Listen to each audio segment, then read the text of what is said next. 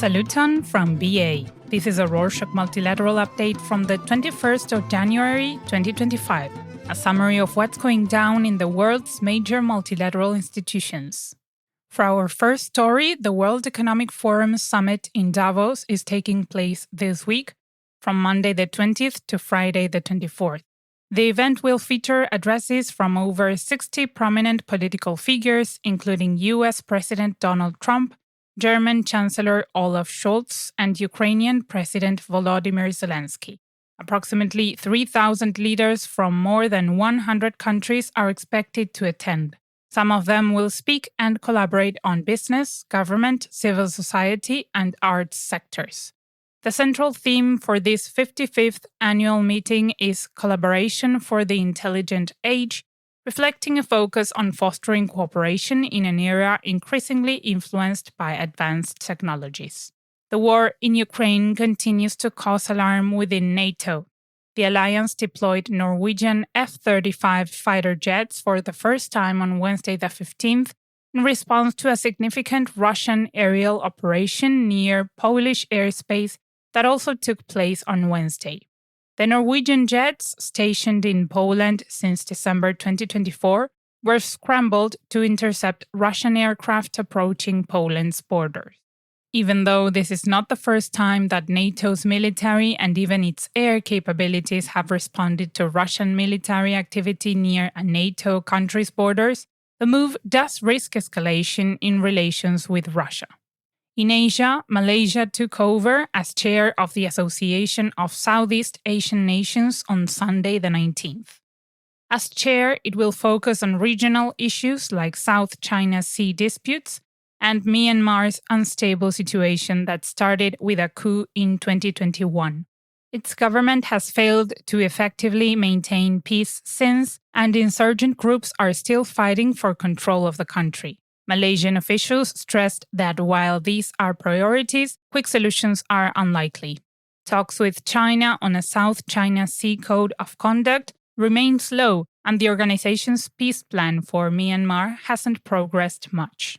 In the world of justice, on Friday the 17th, Karim Khan, the International Criminal Court chief prosecutor, made a visit to Syria's capital, Damascus, to meet with the country's new leader. They discussed avenues for prosecuting war crimes committed during Syria's civil war, which resulted in more than 500,000 deaths and more millions displaced. Even though Syria isn't a member of the court, Khan said the country could accept the court's jurisdiction to pursue justice for past atrocities. Tech regulation is an increasingly big part of what multilateral organizations face. On Friday the 17th, the EU ordered Elon Musk's platform, Twitter, which he calls X, to fully disclose changes made to its recommendation algorithm. This comes after Germany accused the platform of promoting content from a far-right party through its recommendations. The party has notable influence given the country's political turmoil and upcoming change in government. The European Commission's expanded investigation requires Twitter to provide internal documents on recent and future algorithm changes. The EU regulator also sought details on how the platform moderates and amplifies content. Twitter and its head have been sources of global controversy as more countries and organizations have tried to regulate them since the influence of social media has grown rapidly in recent years. Also on Friday, Antonio Guterres, the UN Secretary General, reported that peacekeepers found over 100 weapon caches following the ceasefire between Hezbollah and Israel. He called on all parties to comply with the resolution for a lasting peace between Lebanon and Israel. Even though the UN can encourage a peace deal and facilitate dialogue between warring parties, there are limits to its actual power in these contexts. For some business news, according to a report released by the Inter-American Development Bank on Wednesday the 15th, creative Caribbean businesses are flourishing. Innovative firms show up to 35% higher productivity and 81% higher sales per worker than non-innovative ones. The report breaks down different kinds of firm innovation into 3 categories: businesses with new products and marketing tactics, firms with digital innovation, and green innovation. Despite this, many businesses face barriers such as macroeconomic conditions, regulation, and finance. The report stresses that the coronavirus pandemic worsened these challenges, and several Caribbean nations are still recovering to pre-pandemic economic levels. On Wednesday the 15th, the Organization for Petroleum Exporting Countries, or OPEC, forecasted a rise in global oil demand by almost 1.5 million barrels per day in 2026, similar to the growth expected this year. OPEC predicts that transportation fuels, especially air travel, will drive this demand increase. OPEC expects steady growth for the next 2 decades, unlike the International Energy Agency's view that oil demand will peak this decade.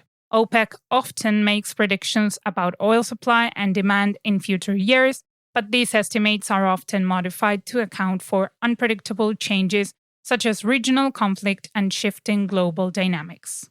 On another note, the Secretary General of the Organization for Security and Cooperation in Europe, or OSCE, wrapped up his first visit to Helsinki on Friday the 17th, meeting with Finnish leaders including President Alexander Stubb and Foreign Minister Elina Valtonen. Discussions focused on strengthening the OSCE, addressing regional security concerns like the war in Ukraine, and the Finnish chairpersonship's priorities. The Secretary General, who assumed the role in December 2024, emphasized the need for diplomatic efforts to foster security across Europe and beyond. Finland reaffirmed its support for Ukraine in the ongoing conflict with Russia.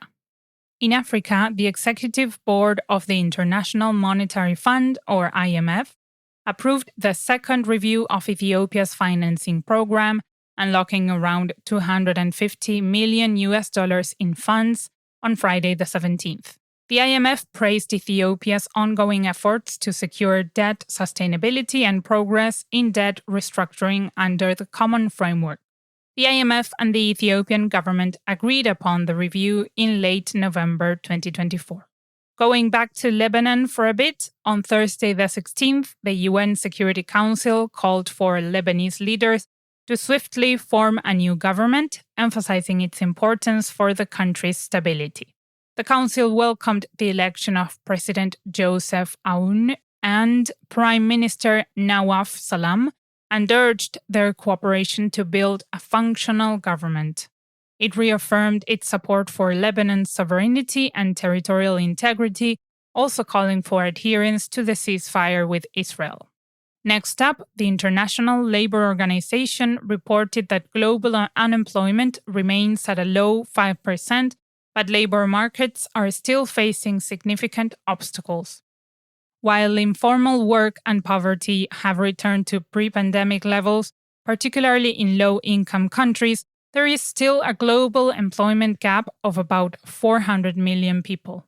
The report highlights challenges in achieving decent work, especially in regions struggling with economic instability. In South America, the Organization for American States, or OAS, announced that Héctor Arce Saconeta, Bolivia's permanent representative, officially took over as chair of the organization's Permanent Council on Wednesday the 15th. Lynn Raymond Young of Belize, the outgoing chair, highlighted his work while presiding over the council, including the 2025 program budget and efforts to support Haiti, human rights, and racial equality. He credited the success of these initiatives to collaboration among OAS members and permanent observers. For our final story this week, on Thursday the 16th, the Economic Community of West African States, or ECOWAS, may be losing a member. Robert Dassey, Togo's Minister of Foreign Affairs, discussed the possibility of Togo joining the Alliance of the Sahel region, which could lead to the nation leaving ECOWAS. He suggested that while the decision ultimately rests with the president, it is not impossible. And that's it for this week. Thank you for joining us. We've heard from some of you that you'd love to subscribe but don't want to spend money. Well, great news! Subscribing to the Rorschach Multilateral Update is absolutely free. That's right, whether you listen on Spotify, Apple Podcasts, Amazon, or YouTube, hitting that subscribe button won't cost you a thing. Subscribing is one of the best ways you can help us grow and continue bringing you the updates you love. So go ahead and subscribe. If you need any help, feel free to reach out to our team at info@rorschach.com. See you next week.